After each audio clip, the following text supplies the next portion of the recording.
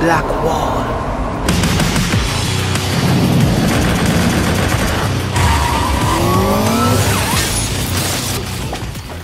Cyberpunk 2077 is the next big RPG from CD Projekt RED after concluding the Witcher series. For a couple months, information about Cyberpunk 2077 was dropping almost every week. We met Keanu Reeves' character, got details about the story, and have seen several new videos, both trailers and gameplay. With release date pushed back to September from its initial April date, there's still plenty of time for CD Projekt RED to drip-feed new information. Until then, we've penned all of the precious Cyberpunk 2077 deets and consolidated them into a digestible briefing. When the information train hit back up again, you'll be able to find out all that's new right here. CD Projekt has previously explained that each of Cyberpunk's quests is handcrafted, including the street stories, side quests similar to Geralt's monster hunting contracts in The Witcher 3. Cyberpunk 2077's street stories will fill out life in Night City with dozens of smaller narratives to encounter. A new interview with Cyberpunk 2077 producer John Mamise explained more about how CD Projekt RED is approaching the game's open world. He said Cyberpunk 2077 places more of a focus on encountering interesting events and stories out in the world. The street stories are like little quests. There's story, but there's not, like, advanced cinematic storytelling sequences so much. They're a way to explore the world and level up your character.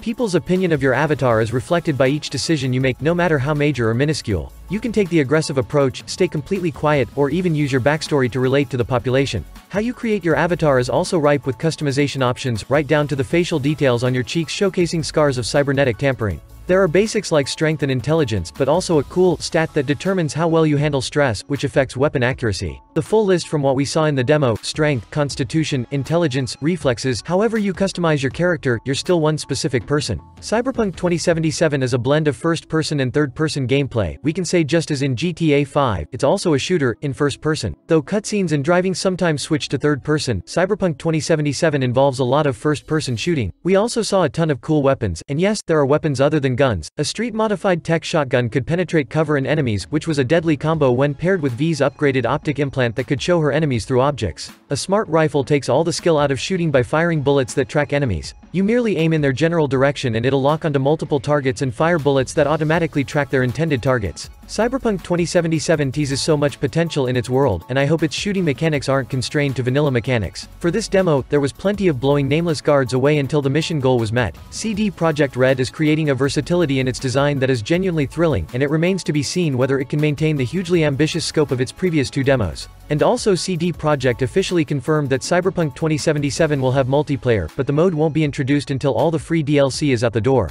We first heard about multiplayer features back in 2013, but CD Projekt RED clearly knew the word could agitate its fans. It will be a story-based RPG experience with amazing single-player playthroughs. Story expansions are an expectation for large open-world games now, especially for CD Projekt RED after the extremely well-received Hearts of Stone and Blood and Wine expansions released for The Witcher 3. There will be a way to modify the game, but not as early as at launch. CD Projekt Global Community said in a Cyberpunk forum thread that they would appreciate to support the modifying community in the future, but now they're focusing on releasing the game before. For those hoping for plenty of Keanu Reeves, he appeared multiple times throughout the demo, seemingly acting as a specter of sorts as he shows up randomly throughout quests. Anyway, that's going to be a real lot of huge gameplay in there, as I know no one can't wait to have them, and has unfortunately drawn the release date backwards during to this pandemic season.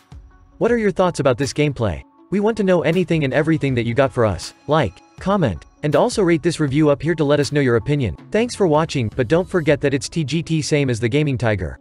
See you next time.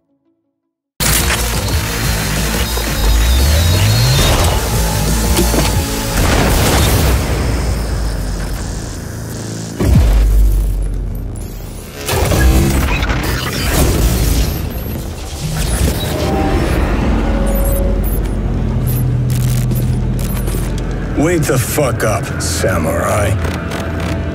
We have a city to burn.